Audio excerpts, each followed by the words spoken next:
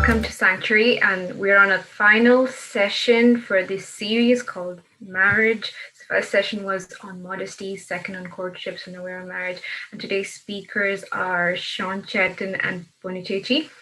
They're a JY couple down from Cork. Ponny was a member of the JY UK, and Shaun has been an active member of JY Ireland and has helped us with music and all that. They're proud parents of 4, and I think 5th is on the way. Louis?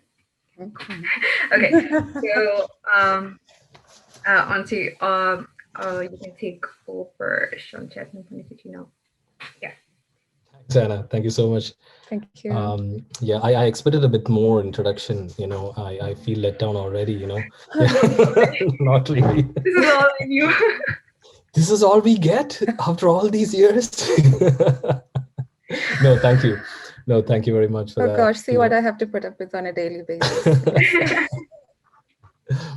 Now you give me a proper introduction. Yeah. Okay. So we saw our reception picture on the poster, and we were like, oh, we were going to do that. We were going to post something even before our marriage just to show you, because most of you know us, most of you know who we are.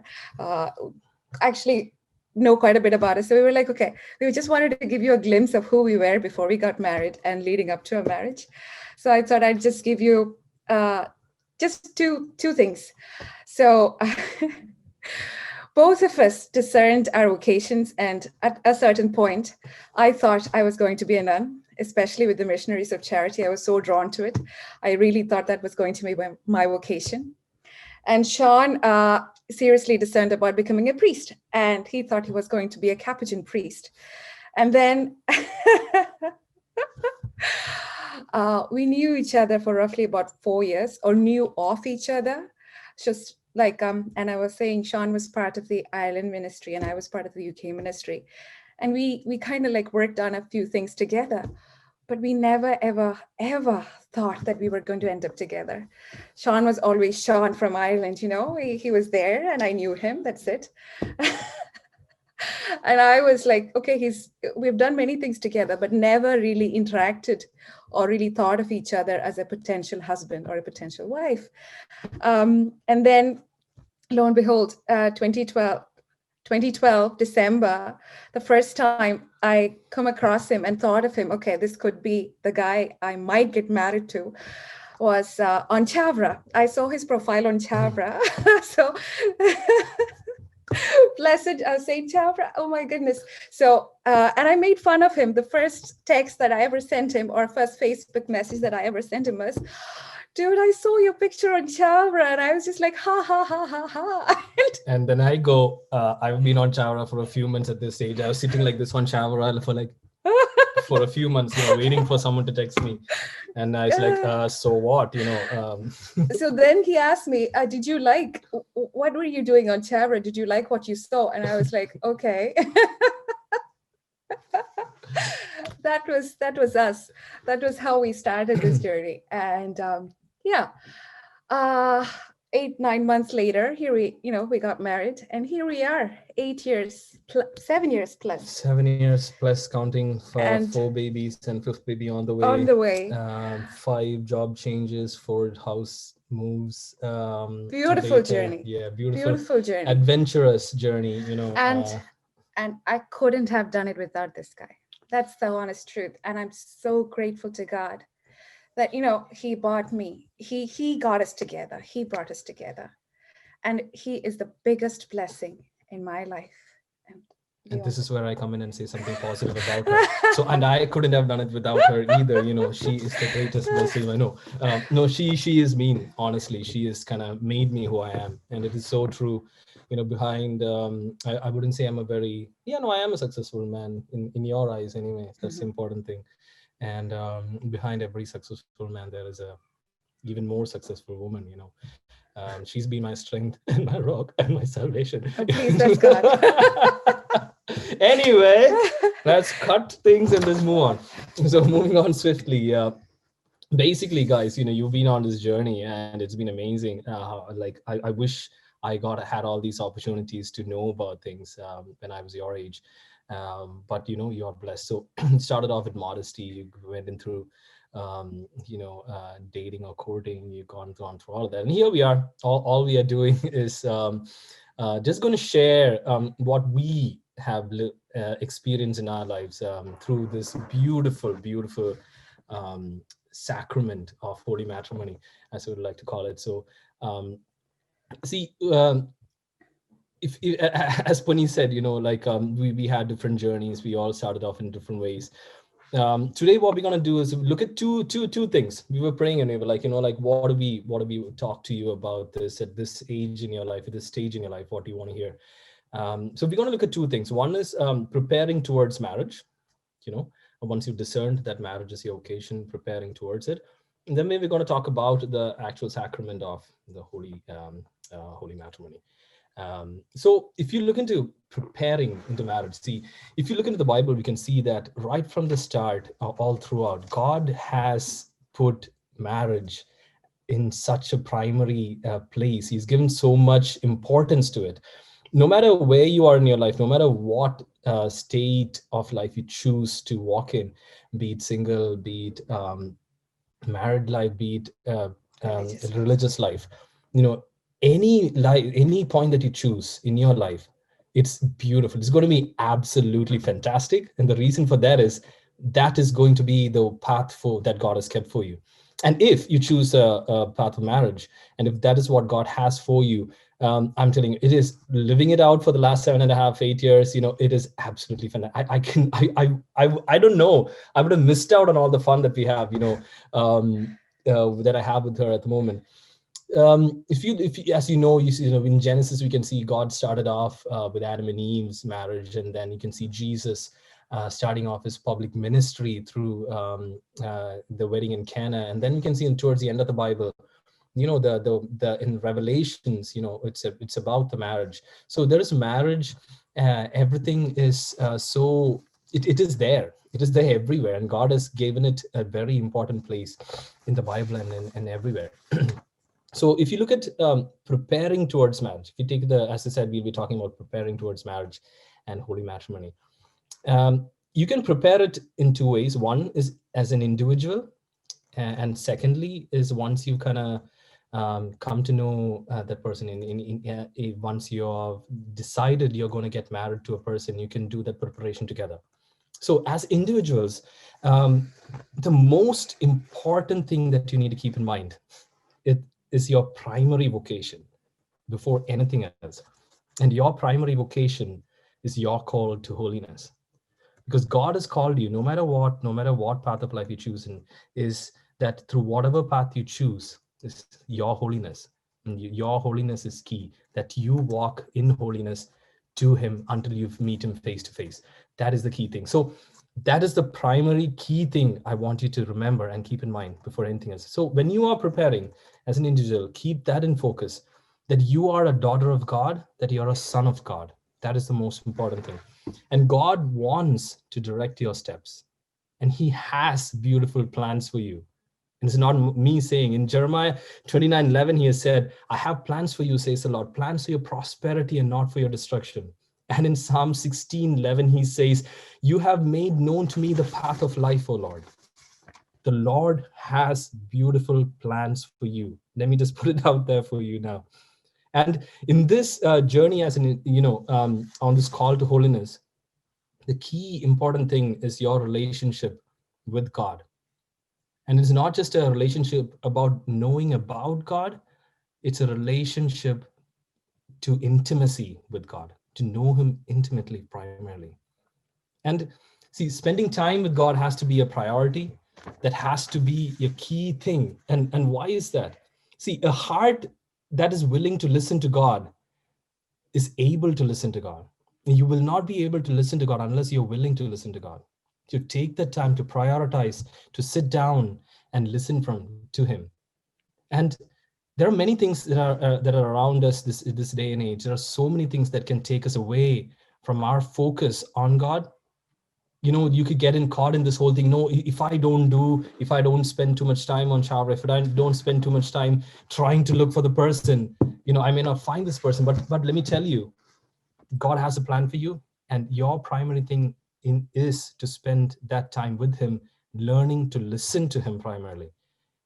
And see, we are all sinners, we are all broken, we are all weak, we all fall. But the key thing here is that you try and run away from sin, is to strive to stay in that state of grace.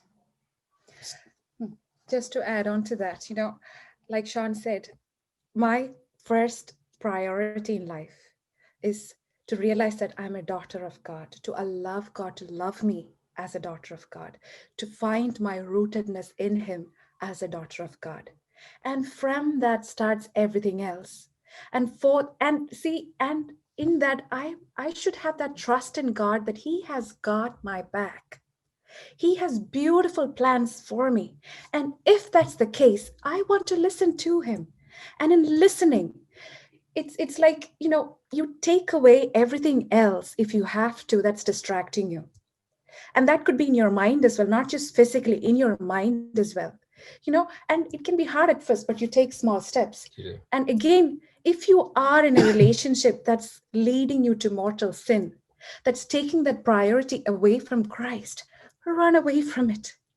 If it is for you, it will come back. But run away from it and spend that time striving to be close to God. In that comes the fact that I God has a plan for me. I'm listening to him. I'm staying close to him. I want to walk in that path. Right? And for this, a personal time of prayer, especially spending time in front of adoration quietly, is so good. Because it really, as you're gazing towards him, he's gazing back at you. As you're gazing towards him and getting to know him in silence, he is telling you things about yourself. He's bringing into light things that you need to work on. He's bringing into light your deepest desires about who you want to be and who you want to be with, right? And having a time of daily confession, not a regular confession, run to confession, right? And also rosary. Rosary, I know sometimes it can be meditative prayer, but Mother Mary's help is so important in striving to be a daughter of Christ or a son of Christ. See, and when you spend this time, so it's, I'm not, when you spend this time before the Lord, it can be painful and hurtful at times. Why? Because He's going to show you things that you have to change. He's going to show you things, and he might bring up things from your past, your struggles in the past, the struggles that you're going at the moment. This is going to be a time of pruning. This is going to be a time of building, of uprooting, of weeding, of whatever you want to call it. It will be a time for that when you spend your time before the Lord. In Hebrews chapter 12 verse St. Paul talks about this, disciplining of God. And I'll just read a couple of verses from that. See, our fathers disciplined us for a little while as they thought best, but God disciplines us for good, that we may share in his holiness. No discipline seems pleasant at times, but painful. Later on, however, it produces a harvest of righteousness and peace for those who have been trained by it. See, we have this temptation when we come across something that's hard, we tend to run away from it. But during this time of your preparation towards marriage, as you're preparing as an individual, it's very key that you spend time listening to God, so that when he points out to the areas in your life that you need to change, the areas in your life that you need to uproot away and pull it away from your life, you might need the time of silence, you might need the time of time by yourself, spending more time with the Lord, a time of inner healing that happens with you.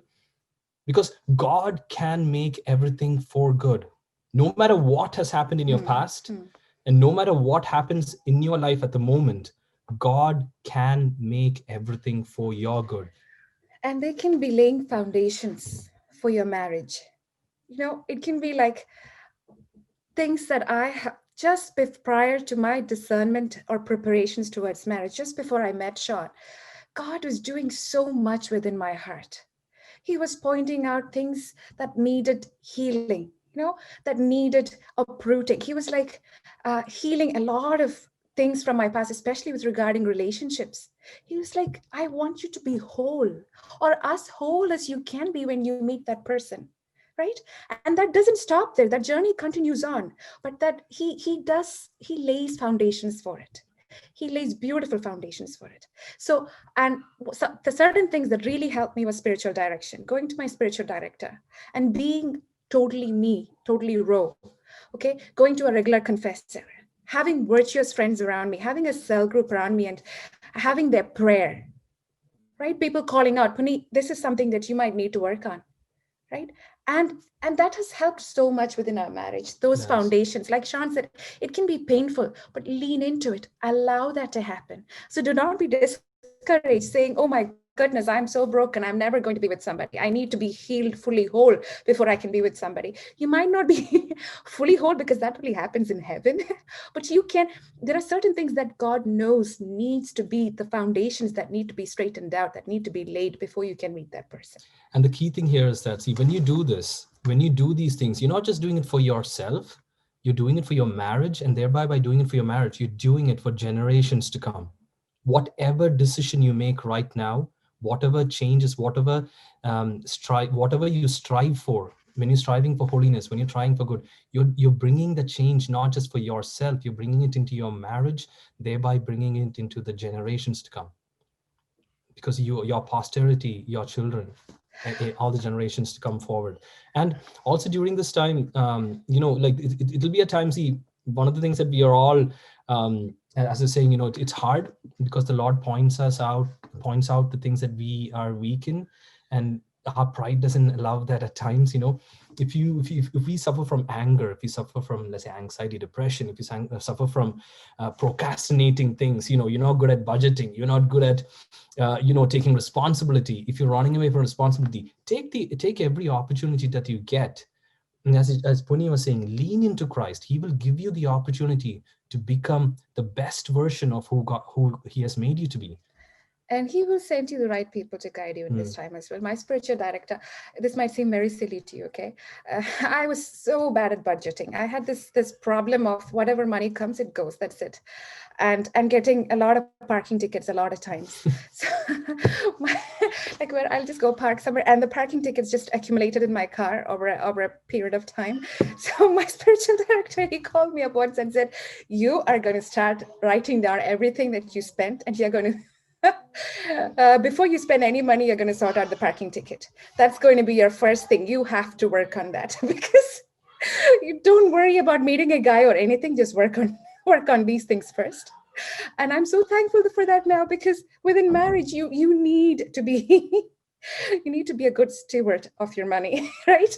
So anyway, just shared that something funny about life. Yeah, so work on these things. And use these opportunities to build on virtue, on the good things, on the good habits in life. If you're used to waking up at early in the morning at 11 o'clock, make it a little bit earlier, things like that, See, and if you're learning to cook to survive, maybe cook to, things like that, a little bit more. Yeah, whatever it is, the Lord, trust in the Lord, lean into Him, make that a priority, spending time with Him, developing a habit of listening to Him.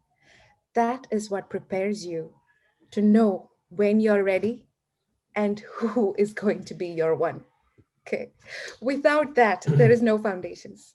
Without a habit of listening, you would never know when God says for sure, okay, this is the guy, this is the path I'm opening up for you. You would still be sitting there asking the Lord, what is your plan for my life? So that's why we started off with that. Now, going into readiness and finding that right person with God, I want to say God is the divine matchmaker. And I just want to point out 3 couples from the Bible and their discernment with each other, or discernment towards marriage, that really touched me and encouraged me. The first couple would be Isaac and Rebecca. I don't know if any of you, if you guys have heard of Isaac and Rebecca or read their story from the Bible, a quick show of hands, please. So Isaac is the son of Abraham, and Rebecca is the woman he married. So I really like one thing here. It was Abraham who started off this journey for Isaac, sent his servant to find Isaac a wife. But his trust, Abraham, and the servant says, how am I sure that this lady, Abraham was living away from his clan and everything. So he said, how am I sure that this lady would come back with me to live with your son here in this place? Abraham's like, God has asked me to move, He's the one who brought me here. I'm sure if that's his will and that's the blessing that he has promised me, he will bring back the woman here as well. God will send a messenger before you. That's something I really want you to listen. God will send a messenger before you. He sends you divine help. Okay? And the servant goes, okay. And then he's like, okay, Abraham has sent me. I need to find this lady.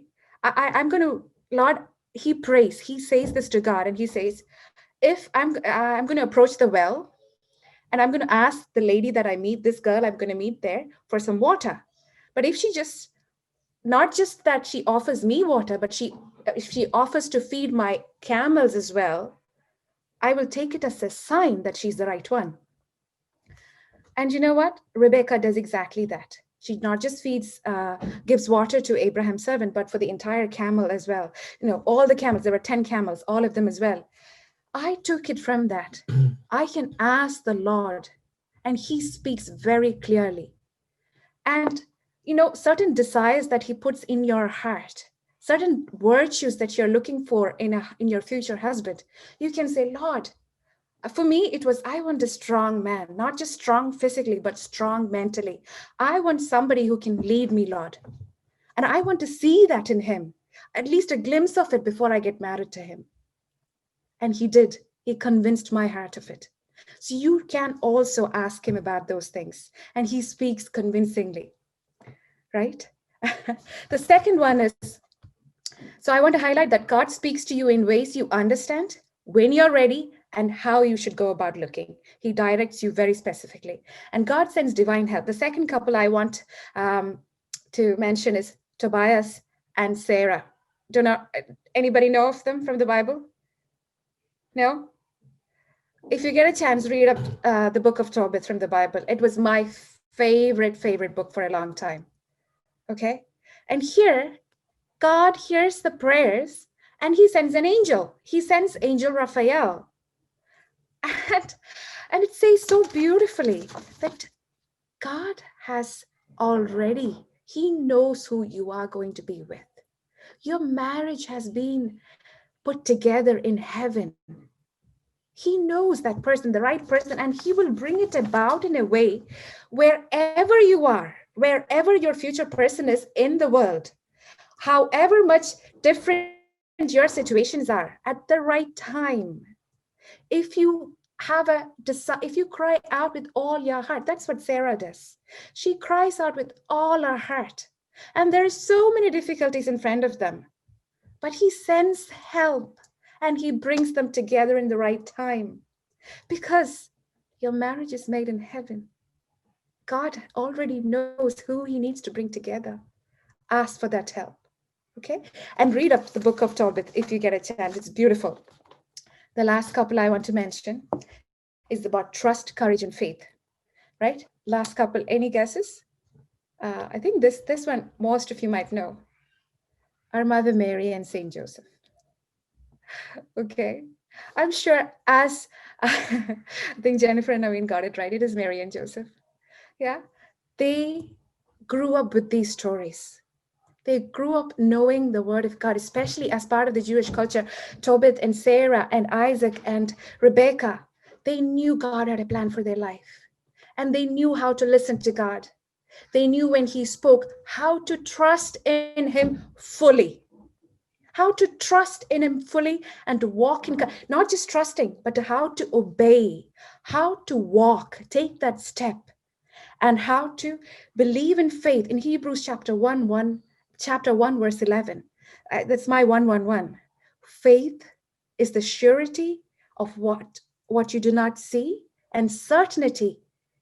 Okay, faith is a surety and certainty that God, even what you do not see, you hope, in your hope, you believe that it will happen. Right? So those three couples, have them as your benchmark, read about them, and pray, ask for the divine help. During our preparation, especially once we decided, once we came to realize that, this is the right guy for me, and God really convinced my heart, and Shaun's that individually, we came together and we asked for help from John Paul II. We started off in Novena to John Paul II together, to Saint Anne together, so that there were certain things that really. There were certain areas in our life. So this is after our marriage was fixed. Long story short, from what Ponny started off, we started chatting on Facebook on 31st of December. Our marriage was fixed on the 27th of January, and we got married 8 months later. And 4 years before that, if we saw each other, like I would have gone the opposite way, she would have gone the opposite way. People who know us in common would know that. But anyway, but that's not the thing. But once our marriage was fixed, but see, the point is, it happened so quickly because God had worked in both of our lives separately in such a way that we were in a point where when we were brought together, we know exactly. God spoke directly to my heart, and he spoke to her heart, and we knew exactly that we were meant for each other. So there was no doubt. There was clarity, 100% clarity. There wasn't even 1% ambiguity in things. But the thing is, see, once we were our marriage was fixed, and the first time we came to pray together, I remember going for adoration. It's very clear. One of the most beautiful memories that I'll never ever go from my mind is that first adoration that we had together in her parish church back in Cardiff, and we were praying before the Eucharistic Lord, and we asked the Lord to speak to us through the Word of God, and He gave us Psalm 127 and 128, and that has been the foundation of what our life has been until now. And I know in many phases in our lives, starting from there, and as I said before, whatever decisions you take right now is not just for yourself, it is for your marriage, and thereby it's for your generations. And this is also God teaching you to lean into Him, because once you, just because you got married, things are not, it's like they live happily ever after. No, there will always be times in your life where you're going to lean into each other. You need to continue to lean into Him so that He can lead you, because only through by His leading can you lead an amazing full marriage, if you want to put it there. So our we had multiple experiences that we can share, but one of the beautiful ones that is standing out, as I said, the first adoration that we had together. And anything else that you want to share? Yeah. So, when you look at a person and you seriously are discerning with that person, there are glimpses of virtues. There are glimpses of qualities that you see in a person. Okay. So like I said, I saw that leadership quality within him. I saw his inner strength. I saw his humility and his desire to serve. And he saw certain qualities within me as well.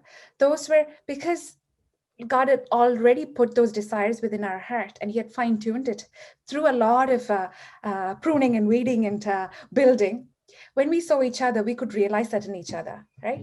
But they were not, a lot of them had not reached the perfection. So Shaun, it is through marriage that He builds on these virtues, and it is through marriage that He builds, He calls out these virtues that you see in each other. So there is no perfection. If you're looking for the perfect guy or the perfect girl to fulfill you, that's never going to happen. You focus on, I see this, I'm attracted to him. There is something in him that really attracts me, not just on a face value, but at a deeper level. And that, that continues within the marriage. The building up of that continues within marriage. And a few tips that helped us during our time of preparing towards marriage, while we were engaged, fixed or engaged, you want to put it whatever you want to put it that way. One is a deep, whole-rooted desire to do the Lord's will and the Lord's will only. A deep and whole-rooted desire to do the wholehearted desire to do the Lord's will only. And even to the point of praying, like, yes, I'm really attracted to this woman here, and she's so beautiful inside out. Lord, I would love to get married to her, but not my will, but yours be done, Lord.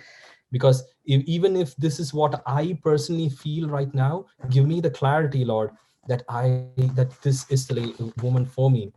Because at the end of the day, Lord, more than this beautiful, amazing person who's in front of me, I trust you, and you take first priority. And that is one of the things that helped both of us, because our priority was God. And then the one word that you've been hearing since the last time is guarding your heart. We were guarding our heart even during the time, because we knew, even though our marriage was fixed, until and unless we were engaged, and until and unless at that moment of exchanging vows and getting blessing at the altar, we are not husband and wife. Things can change until that moment. So We guarded our hearts and we trusted in the Lord for his will to be done more than anything else. The second thing that we was that I was absolutely sure, and with 110% clarity, if you want to put it that way, is that a person who knows the Lord, who serves the Lord, and who loves the Lord with all their heart. See, the story goes, my family had been pestering me to get married for a long while. I was just running away from them. Long story short, one day I get an email. Thank you for registering with Chavra Matrimony. And I was like, what's happening here? My brother calls me and says, I know you're not going to register with Chavra. So I registered for you and I paid the money for you. Now you can go in there and put in your details. So it's like this marketplace, it's like Facebook marketplace. Oh, so what kind of person do you want? I say 1 6 foot, fat, you want an engineer, you want this. So I'm like, I really didn't resonate with any of those things. I was like, okay, I'm not looking for a commodity. It's not like Apple iPhone 12. Do you want 12 Pro? Do you want the big one? Or, it's so crazy. But anyway, but I was like, I prayed at that point in life. I was like, I just had one thing. Lord, I want a person who loves the Lord with all her heart, who's going to be a good wife to me, a good daughter to my parents, a good sister to my brothers, and an amazing mother to my children. So this is exactly what I wrote. I did not have any other specifications, but this was absolutely specific for me. I can tell the Lord has blessed me 100-fold with what I wanted. And so I had with absolute clarity as to what I wanted in my wife. And it was the same for Puni as well. Yeah, somebody who knows the Lord, who loves the Lord, and who serves the Lord.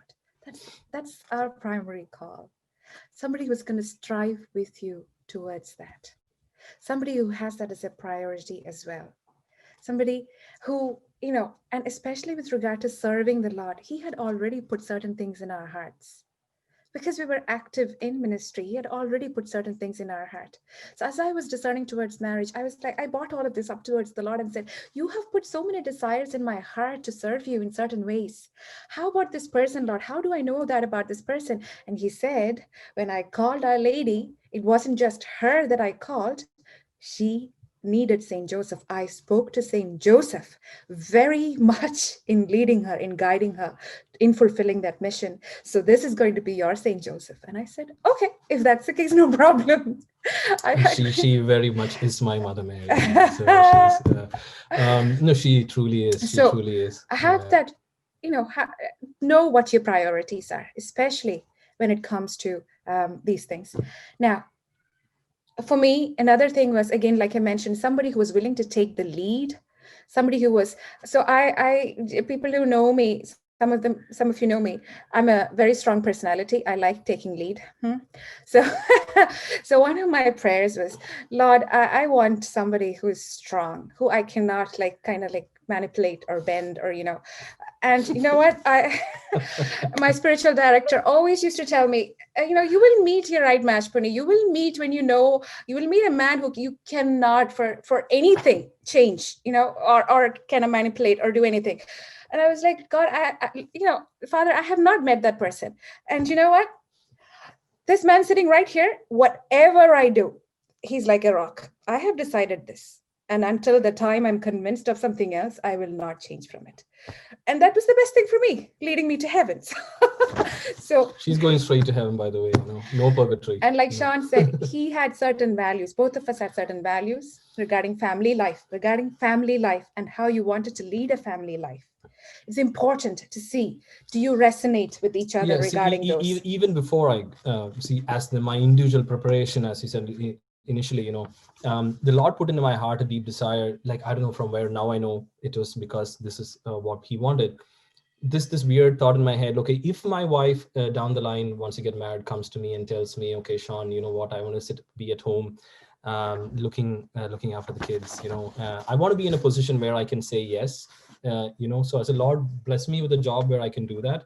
Things like that. So this was in intense listening to the Lord. He put this desire in me, and thereby that led me to doing certain courses during the time and all that, which further on led me to having a job where I can, support things. So going back to summarizing this bit, attraction is important, not just the face value, because that fades. Those things fades. It's what's underneath that stays. It's that decision to love this person, this decision to strive together in virtue that builds a marriage and that lasts a marriage. I don't look exactly the same as when he met me, and he doesn't. Well, She looks even better than what he she actually was. does. But He looks even better. So then truth, underlying everything with truth. Whatever, be yourself, no masks. And that can only be possible when you're in front of the Lord. And be truthful to that other person as well. Whatever issues you may have, whatever has happened, take it in prayer first and ask the Lord guidance. How do I broach this with this person? Is this the person I should be sharing with this with? Or, is this the right time? But it's important not to hide things from your future spouse. Okay. And clarity. The Lord speaks very clearly to you. Ask in prayer, take away distractions, ask in prayer, and look at the circumstances as well. What doors are opening up in front of me? What are the people around me telling me? And what circumstances? So I have this, my spiritual director used to tell me all this always. When the Lord conspires something for you, the entire universe conspires with him. Okay. And finally, when you have taken that decision, peace reigns in your heart. An anchoring peace. When I talk about peace, it's an anchoring. Okay. um once you have made this decision about marriage, there are certain very important truths that we thought is really good to share with you guys. Okay. God is the author of marriage. Man is not the author of marriage. God is the author of marriage. Marriage is forever. God binds us in a covenant. It's a covenant with God. He is the one who initiates the marriage. But it's only we cooperate with it, with our will, with our understanding, okay, with full knowledge. If you do not, it's not marriage, okay? And when two people get married, more than their bodies, it's their souls that is so much more knit together. It's knit together, guys. Okay, can you imagine tearing two people's souls apart? So you're marriage is, literally soul partners, soulmates. You're literally going to be soulmates. and the model for marriage is Christ's marriage to his church. And Christ has given authority to his church to define and to teach on marriage. And it is only the church he has given the authority because he takes it so seriously, because so much depends on it, because society is built on it, generations depend on it. So listen to the voice of the church, your mother, and look at the model of Christ's marriage to the groom, his marriage to his bride, the church. And there is always three people within a marriage: you, your spouse, and the most important person, God. Okay? And that is where the strength comes, the grace comes, the help comes to really live it out with peace and joy and truth. If you take Christ away from that marriage is not a sacrament anymore. It's not a covenant anymore. You do not have the help to live it out. And you cannot live it out with to its fullness, with peace and joy and with eternity as your goal. And see, once you're engaged, or a few tips for you to discern marriage together once you kind of engaged is what we did was we prayed together as a couple a lot, and we spent a lot of time together before the Lord whenever we could, praying novenas together, doing devotions, taking fasting, fasting for my wife. I started that a while ago before even I met her. I used to fast on Wednesdays. Every first Wednesday of the month, I used to just eat bread and water, praying for her, praying that that I might become worthy enough to be married to the person who God has made me to, kept for me.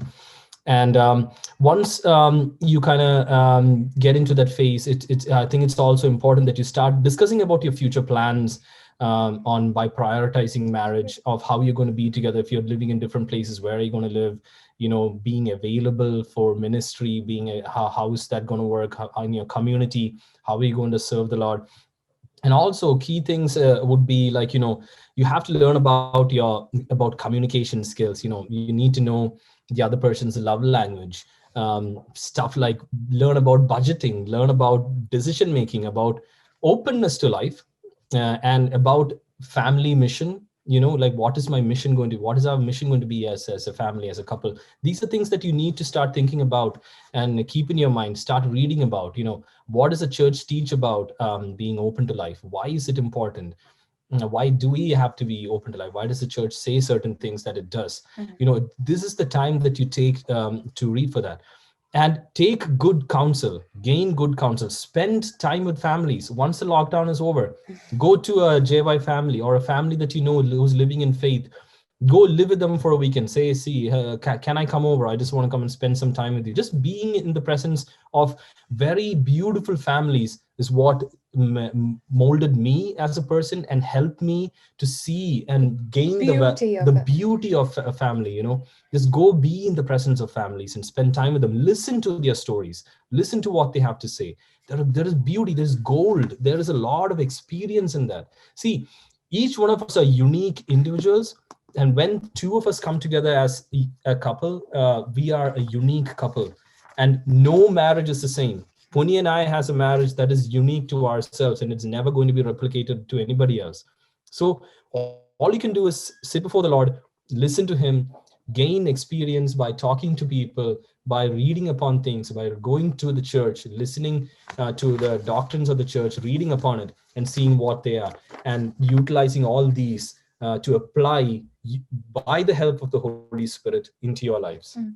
And also use that time of engagement, okay, to get to know each other's families and upbringings as well. Okay, so it's really important, and to gain that blessing from your parents. Gain that blessing from your parents. So I think we have also prepared about the 3 blessings of marriage, which is fidelity. Then there is sacramentality, which is the grace, and also about openness to life and the choices, the truths that has helped us regarding our children's education. But I know the time is up, so I'm saying if anybody wants to leave now, you can, or if you want to stay on, I don't know. Do we have some more time, Roshan? 5 more minutes? 4 more minutes. 4 more minutes. Okay.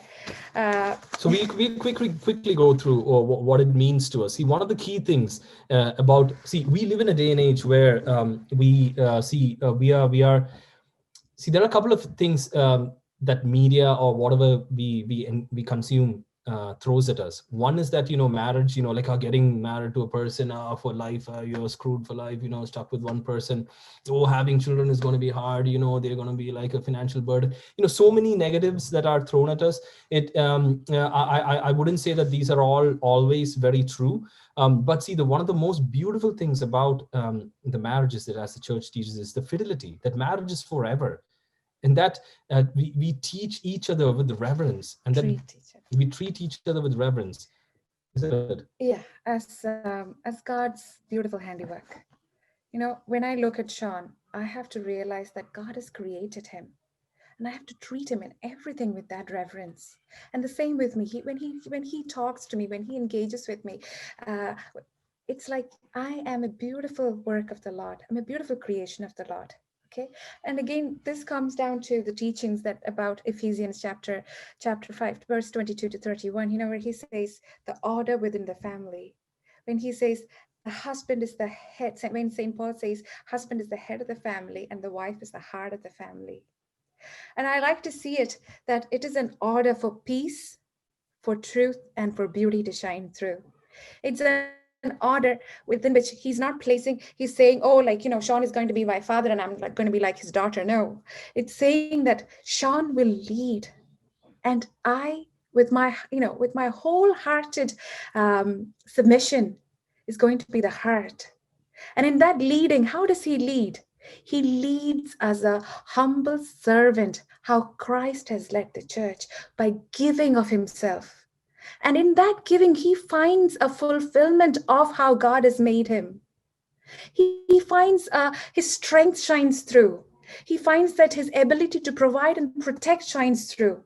And in that submission, I find that I can truly be who I'm made to be. That my desire to create beauty, my desire to have order and peace and nourish my family, not just my kids, but in finding ways to improvise, finding ways to provide for my family, to support him in those ways. I find so much joy in that. See, this very Bible verse has put me in so much anxiety that at one stage once a marriage was fixed, I think it was a month before our wedding, and I wouldn't talk to Puni for 2 weeks because I was just overwhelmed with this anxiety and this I don't know, this load of responsibility that came to me, because once I came to know the true depth of what it meant to lead my family as Jesus did. Jesus died for, how did he die? We have all seen Passion of Christ. He died for his church.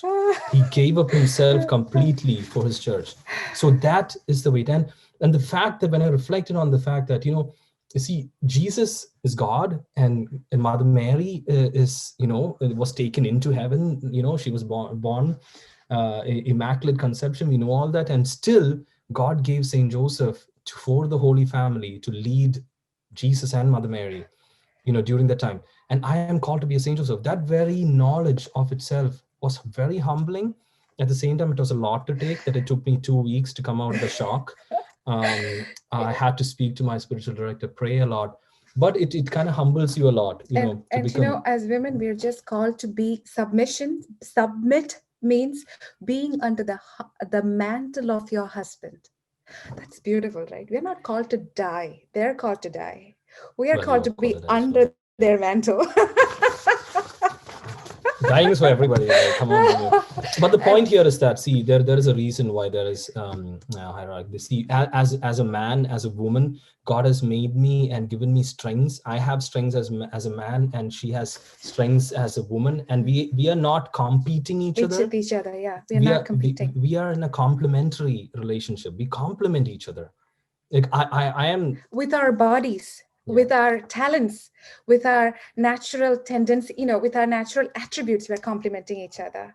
And it's so beautiful, right? Pray together, pray for each other. That really helps. I like this quote by Scott Hahn, where Kimberly Hahn and Scott Hahn, where he says, I'm never right by myself, and you're never right by yourself, but together, we are always right. And so fidelity, sacramentality. Okay. Guys, it is going to be hard. It's going to be an adventurous journey. You know why? Because it's so important. The devil really targets marriage.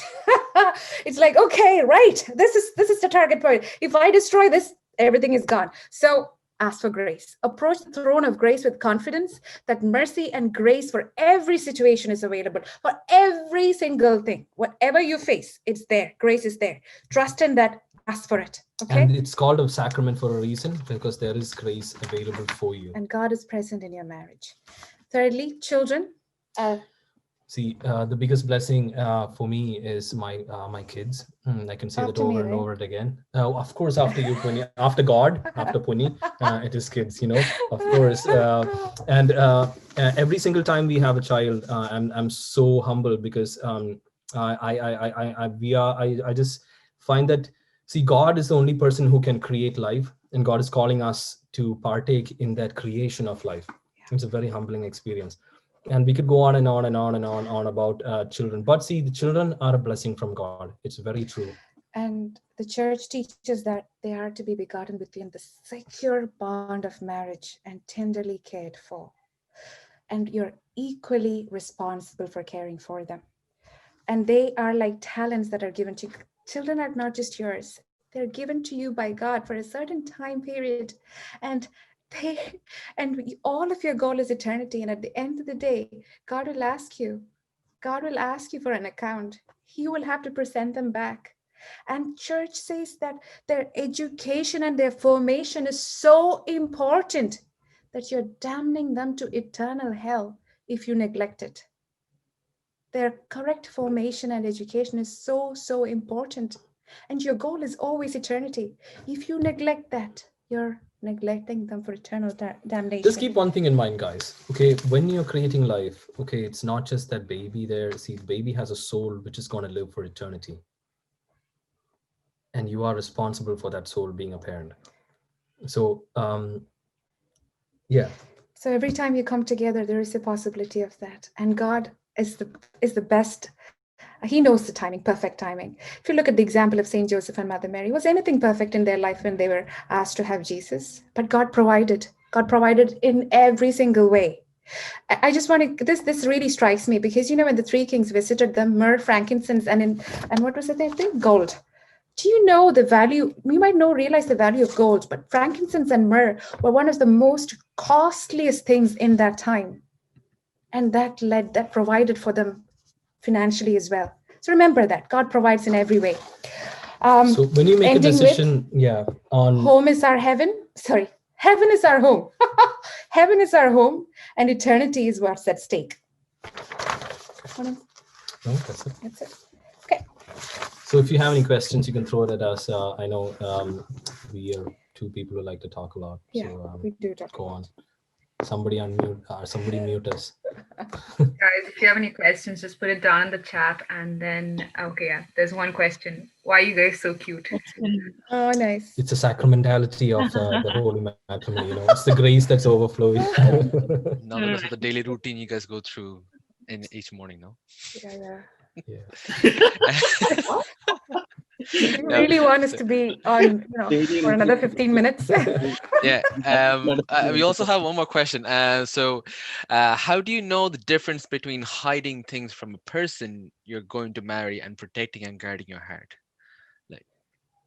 Again, I'd say, should I say? Yeah, go on. Take it to Christ first. Okay, that's where you are taking the lead from Christ every single time. I used to do this every single time I broached a subject that made me vulnerable in front of Shaun. I would take it to God and say, Lord, I need you to help me with this. If this is something that I need to bring in front of him, you have to show me a sign, and you have to prepare both of our hearts so that we can understand each other, so that we can be open to this. And Lord, if it is your will that this person doesn't agree with this or cannot accept this about me, may your will be done. And if this is the right person for me, I'm sure you will give us the grace to work through it. So take it to Christ first. Okay?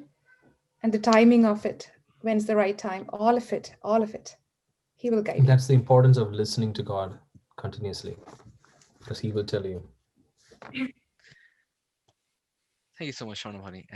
Do we have any other questions, guys? Any other questions you? Okay, we got another question asking, is it necessary to share everything?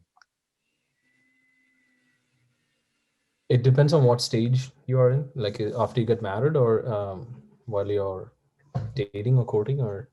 Yes, it is important. Yes, it is important to be truthful with each other. Okay, it's important. When you look at Tobias and Sarah's marriage, it says that Sarah had 7 husbands. So she was betrothed to 7 men, and all of them were killed before they could consummate the marriage. And Tobias was well aware of this. Okay, there is nothing that you should hide from your husband. Your marriage should be built on truth. If there is anything that can come out later on within your marriage and cause an explosion, how much would the damage be? How much more would the damage be if you do not enter into it with full knowledge of each other, right? Wouldn't it be better to open it up and say, look, this is me, and decide on make a decision based on that, rather than get into marriage and you're like, I did not know this about you. How could I have made this decision without knowing this about you? And so have that in your mind, but always in a state of prayer, asking the Lord. And if you are unsure, go to your spiritual director, go pray with an elder, ask direction from them.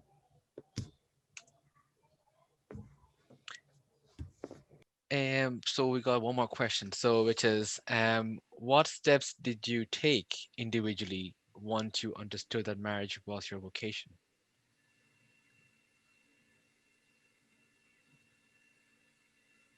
And Okay. So for me, the first step for me was to say that yes, to surrender to the Lord and say, I had certain fixed ideas about what sort of married life I wanted to have, and very, very, very closed-minded approach to who I wanted to marry. I had to let go of that and say, Lord, open to your guidance. All I want is for you, for your will to happen in my life. And this was such a struggle. So I liked eating meat a lot. And one time in prayer, I was prompted to give up meat and fast till you find that person.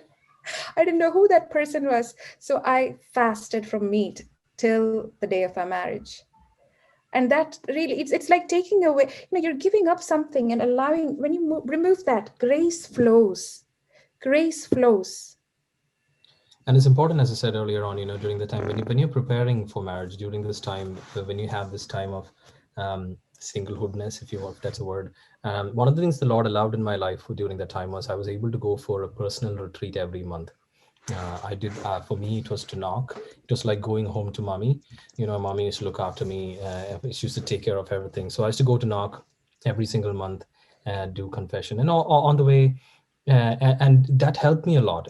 For about 13, 14 months, every month I was to go spend a weekend in knock, and the whole day in knock, actually.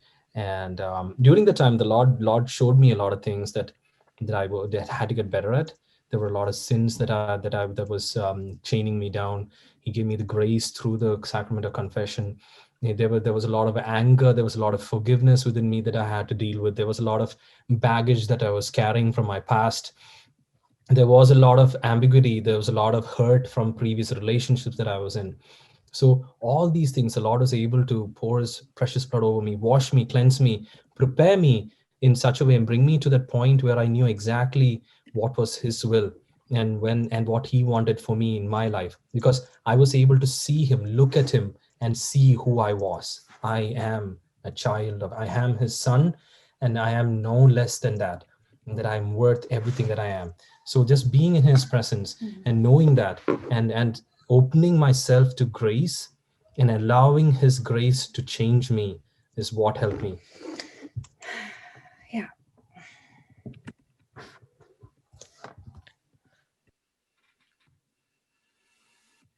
Any more questions? Well, Eh, I have a question yeah, actually. go ahead. So, when you're looking for your significant other, do you look for something in terms of spirituality? Should they be ahead of you? Because I heard like how you mentioned how you have to be submissive. So in a lot of ways, you mentioned a bit of a superiority. I don't know if it's the right term to put it, but a bit of they're a step ahead. So should they be a step ahead in terms of spirituality? I just want to say again, I'm going to say, you see glimpses of that in that person. So when I came to know Shaun, I didn't know him that well, but it was it was more like I saw that he was able to take lead. So he was within a band, when in the UK, when I came to know him. So I asked people who were in the band, does this guy take responsibility seriously, or does he just joke about us as he is normally? And one of them said, Shaun is one of the most responsible persons I know. I know he puts up a friend about these things. But it's a glimpse of that. I wasn't sure that this guy could lead me, but I saw a glimpse of that, right?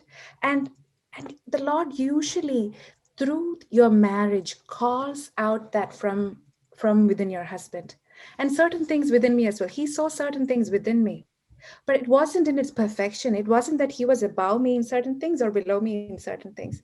It was that we were both individually on a journey, and right time in our marriage, he brings that out in its fullness. And again, he perfects it as we journey on. Yeah. And you're going to be perfect for each other, in the sense you're going to be very good for each other in polishing each other as rocks would, in leading each other to be the best diamonds ever. Okay. So never think that he's going to be ahead of me or behind me. The Lord will give you both opportunities to And grow up into those roles. yeah, see, there've been many times where, see, Pony has, as you said, it's not a competition. It's not about who's ahead of who, but it's very complimenting. You complement each other, And you support and each you other, support each other in prayer. and you pray for each other. Yeah. If there is something lacking in Shaun and I can see that he wants to grow in it, I pray for him. I pray for him with all my heart, and the Lord answers. I know. See, see, and even before you get married, guys. See, see, I can tell you, there was a journey that Puni had to take in his spiritual life before we met, and I know at different points in my life, like few years before that, like 6 years before we got married, even, and many times in my life, I was prompted to pray for my future wife, which is Puni, I significantly remember three moments in my life where, when I was experiencing a deep outpouring of the Holy Spirit upon me, when I was in certain moments of prayer, the Lord had asked me to pray specifically for Puni. Now I know that. I didn't know it was Puni at that time, but now, and after we got married, we talked about things, and those moments that I was praying for were significant moments in her life where she was turning towards God, which God was intervening in her life. At the same time, you're, if we were all perfect, like only God is perfect, and Puni has led me in spiritually so many times, and I also know that when you pray for your significant other, as Puni was saying, once you're getting married, you support each other in prayer, and when the other person is down, it's like you are down, you're not complete without her. And I know there were certain times, when you were struggling a lot, I was able to pray, and the Lord will bring that forward. And the important thing here is to pray together as well. And also, it's about giving of each other. It's not about who is in ahead. It's about who is with you, and what can you do, what in which ways can I serve, in which ways can I give. It is in giving that you really find joy within marriage. Yeah, Yeah. the more you give, the So more do you not receive. look for perfection in that person, but look for glimpses of the perfect diamond they could be. And it is through marriage, it's through prayer, it's through that relationship, it's through the struggles that come into marriage that you are led into that perfection. Yeah, it might take time, but it'll come. And take it to the Lord in prayer. He will tell you in the way that you will understand. Great. So we have, I think, We have uh, one more question, actually. Oh, go Uh, on, yeah. yeah. what steps do you take to resolve conflict? How do you develop and refine that process? Never resolve conflict.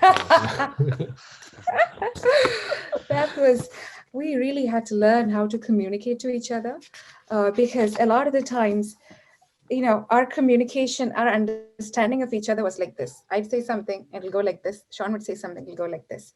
And so conflicts, we really had to learn communication skills. Very key thing that we learned was, see, when we talk, two words that we take very seriously in our conversations is, one, that discussion and decision. Okay, there is a complete distinction between discussing and this decision making, because initially what was used to happen was, we used to talk, I used to think that we were discussing something, Punni used to think that we decided on something, and then, or vice versa, Punni used to think that she was discussing something, I used to think that we decided on something. Communication is the key to most of the things. As you say, communication, if you have proper communication, things can be resolved a lot. But saying that, there can also be certain times where, regardless of that, things happen, we are not perfect. So how do you develop and refine that process? As I said before, like, I'm a unique individual, Puni is a unique individual. Learn how not to hurt Hmm. the other person through your words. It's not about hurting, you did this to me, but rather than say, okay, this is how I feel because of what happened. These are my feelings. Okay, how can we work towards that? And also being open to conversation. Sometimes some people's Sean's coping mechanism was to say, no, I just don't want to talk now. But for me, it was so important to talk. I just needed to talk. So we just needed to find a balance to say, okay, Sean needs some time. I can wait, and not to just go into hyperness of emotions in front of him, and to be a bit more like, okay. See, but again, see, guys, These once are, you get married, like, all the veils are taken off. Everything goes. There's only so much you can put up a face, and after like a few years, it all comes to fruition. You are who you are in front of your wife or your husband. You're gonna say something, yeah, Bonnie? Yeah. but always ask the Lord's help, and treat that other person as you would like to be treated, and try your level best to resolve things as quickly as possible and to forgive each other and give that forgiveness to each other. Yeah. Ask forgiveness and give that forgiveness, and ask the Lord to come and heal whatever hurt that's been there. And what Pope Francis said, it is three simple words, but it's very powerful. Please, thank you, and I'm sorry. It is so key that we say these words. That we see after some time. What can happen is we start taking people for granted. And that shouldn't happen. You should never take your for me, I can your spouse for granted. He or she is a son of God, a daughter of God, and to always keep the respect, always keep that value in mind. And when Yeah. things go wrong, ask the Lord right then and there. Approach the throne of grace, ask for help. Sometimes I've just stood there saying Hail Marys because we were just going in different from one step of explosion to the next step. And that one Hail Mary or just that prayer has brought so much calmness, so much order and peace and beauty into our midst again. Again, remember, your fight is not with each other. There is somebody else who is fighting against you and wants you to think that you're fighting against each other. So prayer is a And big also, weapon. yeah, and also it's very key. See, it's not like you're in conflict continuously, but during the other times, it's very important that you make the other person know how he or she is loved, how much he or she is loved, to show that love for each other, to build that bond, so that when even when your world is shaking around you, you know that no, she loves me no matter what. It is just, this is just momentary. This is just something that's superficial. Deep within our hearts, I know that love And that's between us is always alive. love Yeah. is a decision. It's not just a feeling. Even when you feel so angry at that person, you can still decide, and deep within your heart, I have made this decision with Christ to love this person, and it is forever. It is a decision, not just a feeling. The feelings fade, but that decision and the grace within your marriage never does. Yeah. Okay. All right, Shaun and Ponny. So we have one last question, and that'll be it. I know we had a few more questions coming in, but due to the time, it's almost 8 o'clock. So I'll be ending with one last question. So, which is, do you have any good books or any resource that you would suggest, for people who are either discerning their vocation for marriage or any other vocation, and also people who have decided marriage and preparing towards for their marriage? The Bible. Any books? You start. Naveen, I think you are the best guy to go to for this. There are a couple of books now, Siege. The important thing is one. There is one Yeah. actually I want to mention by Saint. Is he Venerable Fulton Yes. Sheen? Yeah, Three in a Marriage or Three to Get Married. Then there is Theology of the Body by Christopher West. Then there are plenty of Ascension Press talks, Ascension Presence talks by Bobby and Jackie Angel. There is also a book by Pope John Paul II, Love and Responsibility. Mm-hmm. That's a very good book to read if you get your hands on it. And then there's this is not a Christian or Catholic book, but it is so, it's like men are from Mars and women are from Venus. It's sometimes good to kind of get the perspective of who we are and where we are. So, and read the books, the Tobit and Sarah, Isaac and Rebecca, and Our Lady and Saint Joseph. Okay. see, and the church has numerous documents. The popes over the years have written so many. There's Casti Canubi, there's Amoris Laetitia. There's so many things that are available out there for us to read. If you just go back into things, yeah. So it says, pray, discern, and don't worry. But yes, Jackie and Bobby Angel. Yeah, Della has just popped in. Yeah. So. And Jackie and Bobby also has another book, which is like a devotional, Forever. For married couples. Forever. Yeah. It's called Forever, a devotional for married couples. That's for married couples again. But if you're engaged and you're preparing towards that's a good one to do. It's called Forever.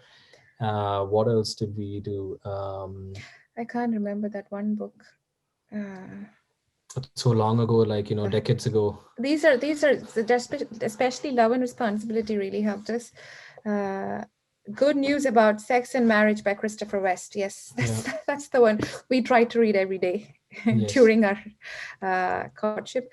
And Jennifer's just There are loads of what else? There is there you go. How to Find Your Soulmate Without Losing Your Soul. Yeah. Okay. That is the Jason Evert, yeah, fair enough. And there's a book. I don't know if it's a book or not. Jason Evert has something document. I think maybe a book, Green Sex. Um, these are all just things that you can read upon to see. Do read about them. Mm. Do read. It's so good to read and to know what the teachings are, because that really prepares you. That really helps you to know what the plan for marriage is.